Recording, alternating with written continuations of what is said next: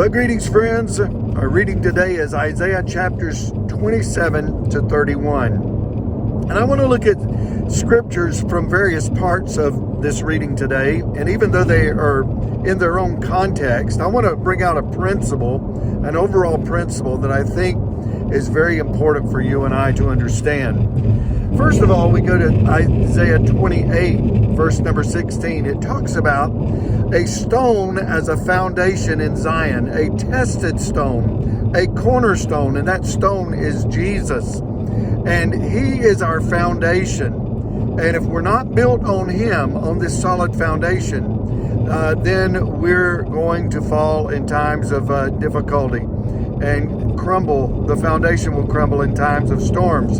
So we must be built on the foundation. The second thing I want us to notice in chapter 29, verse 13, it says, there's a people that draw near to me with their mouth and honor me with their lips, but their heart is far from me. And it's important that we don't just have a head knowledge of God and that we just claim something with our mouth, but we have a heart knowledge and that we love Him from our heart. And then we go to chapter 30, verse 31 and 31, verse 3.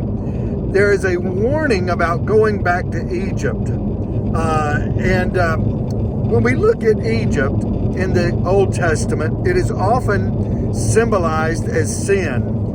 And in fact, we know that in the Exodus, there were people that when God was taking them to the Promised Land, there were those that wanted to go back to Egypt for a more comfortable life, so to speak. Well, it really wasn't more comfortable. God was taking them to a land flowing with milk and honey. But the fact is, they wanted to go back. And friends, when God brings us out of sin and out of the pain of that sin will bring, sin brings us, He doesn't want us to turn and go back because He's got something good for us. So in chapters 30 and 31, it says, don't go back to Egypt. Now, in chapter 29, verse 16, I just want to read this.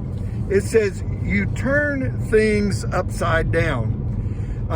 Shall the potter be regarded as the clay, that the thing made should say of its maker, He did not make me, or the thing formed say of Him who formed it, He has no understanding?